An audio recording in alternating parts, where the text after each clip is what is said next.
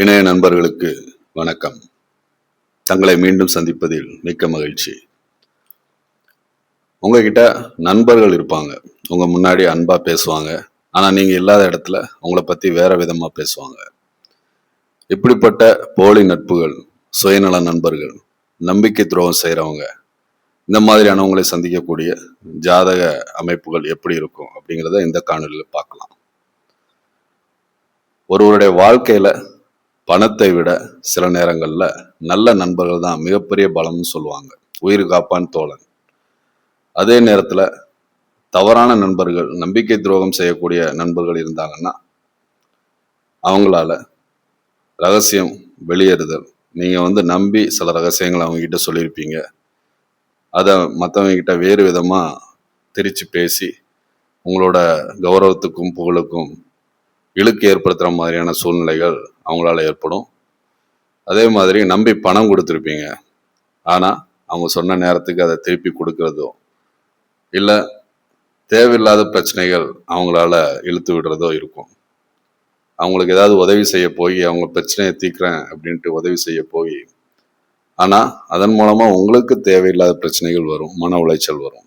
இப்படி பல விஷயங்கள் ஏற்படலாம். அதனால நண்பர்களை எண்ணிக்கையில மட்டும் அதிகப்படுத்தாம உங்களுக்காக உங்களோட கஷ்ட காலங்கள்ல உங்களுக்கு தோள் கொடுத்து உங்களை தூக்கி நிப்பாற்றக்கூடிய நல்ல வலிமையான நண்பர்களை பெற்றிருக்கிற ஜாதகங்கள் உண்மையிலே கொடுத்து வச்சதுதான். அந்த வகையில இன்றைய காணொளியில நம்ம பார்க்கக்கூடிய தலைப்பு, போலியாக பழகும் நண்பர்களை கொண்ட ஜாதகம் எப்படி இருக்கும். தாங்கள் இதுவரை அளித்து வரும் ஆதரவிற்கு மிக்க நன்றி. நான் உங்கள் ஜோதிட மன ஆலோசகர் எடிசன் ஐயாசாமி. ஜாதகத்துல ஃப்ரெண்ட்ஷிப்னாலே 11ஆம் பாவம், அதன் அதிபதி லாபஸ்தானம் என்று அழைக்கப்படக்கூடிய 11ஆம் பாவத்தின் மீது ஏற்படக்கூடிய கிரக தொடர்புகள், சந்திரனோட நிலை, ராகு கேது போன்ற நிழல் கிரகங்களோட பாதிப்புகள் எப்படி இருக்கும் அப்படிங்கிறத முழுமையா ஆராயணும்.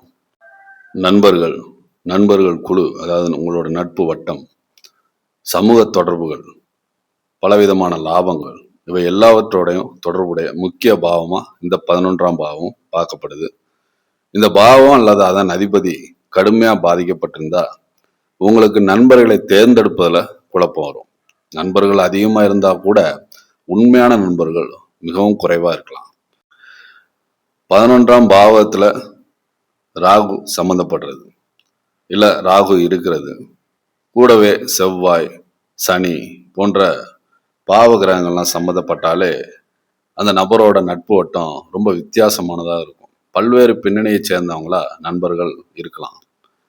ஆனா சில நேரங்கள்ல இவர் உண்மையாவே என்னோட இருக்கிறாரா, அதாவது மனதளவுல நெருக்கமா இருக்கிறாரா, இல்ல தேவைக்கு மட்டும் பழகுறாரா அப்படிங்கிற சந்தேகம் உங்களுக்கு உங்க நண்பர்கள் மேல இருந்துகிட்டே இருக்கும். ராகு தசா புக்திகள்ல நண்பர்களை சரியா அடையாளம் காண முடியாம ரொம்ப குழப்பமாவும் இந்த ஜாதகர்கள் இருப்பாங்க. இதே மாதிரி கேது 11ஆம் பாவம் அல்லது அதிபதியோட தொடர்பு பெற்றிருந்தாருன்னா நண்பர்கள்கிட்ட ரொம்ப நெருக்கமா பழகுவாங்க. ரொம்ப டெப்தா போயிட்டு திடீர்னு அந்த தொடர்பை துண்டிச்சுக்குவாங்க. கேது சம்பந்தப்படும் போது அந்த நட்பு உண்மையானதாக இருக்கணும் அப்படின்னு ரொம்ப நுணுக்கமா ஆராய்வாங்க. அதுல சிறு சந்தேகம் ஏற்பட்டா கூட அந்த நட்பே வேண்டான்னு துண்டிச்சுவாங்க. சில நேரங்கள்ல அந்த நண்பர்கள் மீது பழகினா கூட ரொம்ப எதிர்பார்ப்பு இல்லாம இருப்பாங்க ஜாதகர்கள். யாருமே நிரந்தரமானவங்க இல்லை அப்படிங்கிற மனநிலையை கொடுக்கக்கூடிய சூழ்நிலைகளும் உருவாகலாம். நட்பு இருந்தா கூட அதுல ஒரு தூரம் இருக்கும். உங்க 11ஆம் பாவத்துல சனி இருக்கும்போது இல்ல அந்த அதிபதியோட சனி தொடர்பு கொள்ளும் போது நீங்க ஃப்ரெண்ட்ஷிப் உருவாக்குறதே ரொம்ப மெதுவான ப்ராசஸா இருக்கும். ஆனா உங்க வயசு மற்றும் உங்களோட அனுபவங்கள் அதிகரிக்கும் போது நீங்க குறைஞ்ச எண்ணிக்கையுள்ள நண்பர்களை வச்சிருந்தா கூட அது நீண்ட காலம் நிலைக்கக்கூடிய நட்பா உருவாகக்கூடிய வாய்ப்புகள் அதிகம் இருக்கும். பாதிக்கப்பட்டிருக்கக்கூடிய சனியோட தசாபுக்திகள் வராத பட்சத்துல நண்பர்களால் துரோகம், ஏமாற்றப்படக்கூடிய சூழ்நிலைகள் ஜாதகர் தவிர்த்துருவாரு. இனி 6ஆம் பாவம்ங்கிறது எதிர்ப்பு, போட்டி, பகை, பிரச்சனை போன்ற விஷயங்களோட தொடர்புடையது. நண்பர்கள் ஸ்தானம் என்று அழைக்கப்படக்கூடிய 11ஆம் பாவம் அல்லது அதன் அதிபதியோட 6ஆம் அதிபதி தொடர்பு பெற்றிருந்தாருன்னா, இல்ல 11ஆம் அதிபதி 6ஆம் பாவத்துல போய் இருந்துச்சுன்னா, நண்பர்களுக்குள்ள போட்டி உருவாகலாம். நண்பரா இருக்கிறவரே பின்னாடி போட்டியாளரா மாறலாம். இப்போ குறிப்பா அலுவலகத்திலேயோ அல்லது தொழில் செய்யக்கூடிய இடங்கள்லையோ வாடிக்கையாளர் அல்லது உங்களோட சக பணியாளர்கள் முதல்ல ரொம்ப அன்பா நட்பா பழகியிருப்பாங்க. அதுக்கப்புறம் பொறாமை கொண்டு உங்களுக்குள்ள பிரச்சனையாகி அவங்க உங்களுக்கு நேர் எதிராக செயல்பட ஆரம்பிச்சிருவாங்க.